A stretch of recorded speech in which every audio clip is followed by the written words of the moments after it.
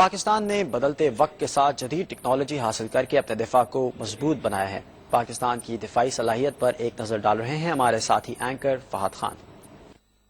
پاک فوج ملک کی دفاع سے کبھی غافل نہیں اور اسی لیے اس نے ہر شعبے میں وقت کے ساتھ ساتھ ترقی کی ہے۔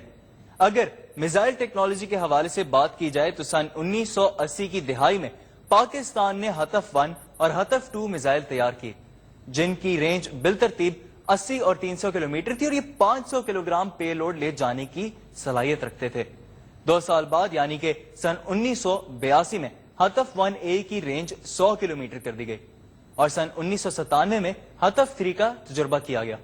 اس کے بعد 800 کلومیٹر رینج کے ہتف 4 شاہین 1 میزائل نے ملک کی دفاعی صلاحیت کو آگے بڑھایا۔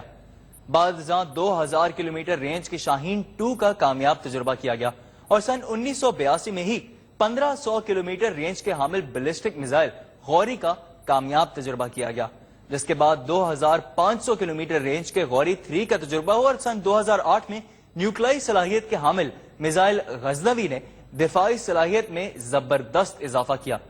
اس کے بعد آنے والے سالوں میں کروز میزائل بابر اور عبدالی کے تجربات نے پاک فوج کی طاقت میں مزید اضافہ کیا۔ پاک فوج فضائی سرحدوں کی حفاظت کے لیے ہر لمحہ تیار ہے اور اس شعبے میں بھی خود کفالت کی طرف گامزن ہے۔ پاکستان کے ماہر انجینئرز نے چین کے بنے ہوئے F-7P طیاروں میں 37 تبدیلیاں کر کے اس کی کارکردگی میں غیر معمولی اضافہ کیا۔ ایروناٹیکل کمپلیکس کامرہ میں تیار کردہ لڑاکا بمبارہ طیارہ JF-17 تھنڈر کارکردگی کے لحاظ سے F-16 کے ہم پلہ قرار دیا جاتا ہے۔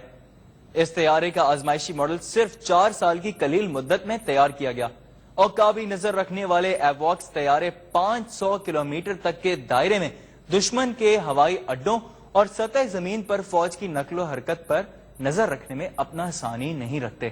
یہ طیارے اپنے لڑاکا طیاروں کے دشمن سے لڑائی میں رہنمائی بھی کرتے ہیں۔ چین نے پاکستان کے ساتھ مل کر اس جدید ٹیکنالوجی پر کام کا آغاز کیا، جو اب آخری مراحل میں ہے اور بہت جلد پاکستان یہ نظام بھی پاک فضائیہ کے طاقت میں اضافہ کرے گا۔ پاک بحریہ بھی ملکی بحری سرحدوں کی حفاظت کے لیے ہر دم چوکنا ہے اور بری نظر سے دیکھنے والے دشمن پر قہر بن کر ٹوٹ سکتی ہے۔ اگوست B-19T آبدوزوں کی پاکستان میں تیاری اور ٹیکنالوجی کی منتقلی بھی ہماری دفاعی صنعت میں ایک اہم سنگی میل کی حیثیت رکھتی ہے۔ اپنی بہترین ٹیکنالوجی کے اعتبار سے دنیا کی صفحہ اول کی آبدوزوں میں شمار ہوتی ہے۔ اس ٹیکنالوجی کی منتقلی سے نہ صرف پاکستان آبدوز تیار کرنے میں خود کفیل ہو گیا بلکہ بیڑے میں شامل مختلف آبدوزوں کی مرمت اور اوور ہالنگ کے قابل بھی ہو گئے ہیں۔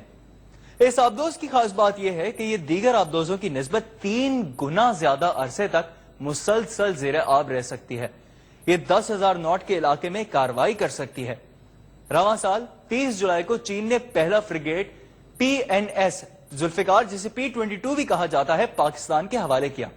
P-22 فریگیٹ کا شمار دنیا کے جدید ترین جنگی بحری جہازوں میں ہوتا ہے۔ یہ جہاز ایسے جاسوسی اور نگرانی کے آلات سے لیس ہوتے ہیں جن کی مدد سے زیر آب دشمن آبدوزوں کو ڈھونڈ کر نشانہ بنایا جا سکتا ہے۔ ان جہازوں کو فضائی حملوں سے بچاؤ اور حملہ آور طیاروں کو دور سے مار گرانے کی صلاحیت بھی حاصل ہے۔ P-22 فریگیٹ کے ساتھ چین آبدوز اور بحری جہازوں کو نشانہ بنانے والے جدید Z-9C قسم کے ہیلی کاپٹرز بھی پاکستان کو فراہم کیے ہیں، جو بحری جہاز سے ہی محو پرواز ہو سکتے ہیں۔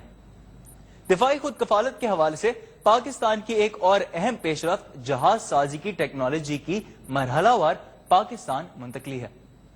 چین سے معاہدے کے تحت پاکستانی انجینئر اور ٹیکنیشینز چینی انجینئرز کی نگرانی میں تربیت حاصل کر رہے ہیں، جس کے بعد پاکستان بھی بحری جہاز تیار کرنے والے ممالک کی فہرست میں شامل ہو جائے گا۔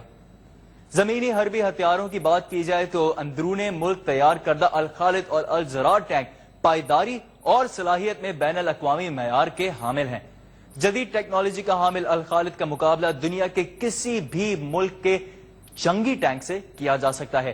ان دونوں ٹینکوں کو ہیوی انڈسٹری ٹیکسلا میں یوکرین کی مدد سے تیار کیا گیا ہے۔ الزرار انتہائی تیز رفتار کے ساتھ نقل و حرکت کر سکتا ہے اور دوڑنے کے دوران ہی دشمن کو ٹارگٹ کرنے کی صلاحیت رکھتا ہے۔ یہ دشمن کی نظر سے فوری اوجھل ہو جانے کی بھی صلاحیت رکھتا ہے۔ اپنی کارکردگی کی بنیاد پر ان ٹینکوں کو دنیا کے دیگر ممالک نے بھی برآمد کیا جا رہا ہے۔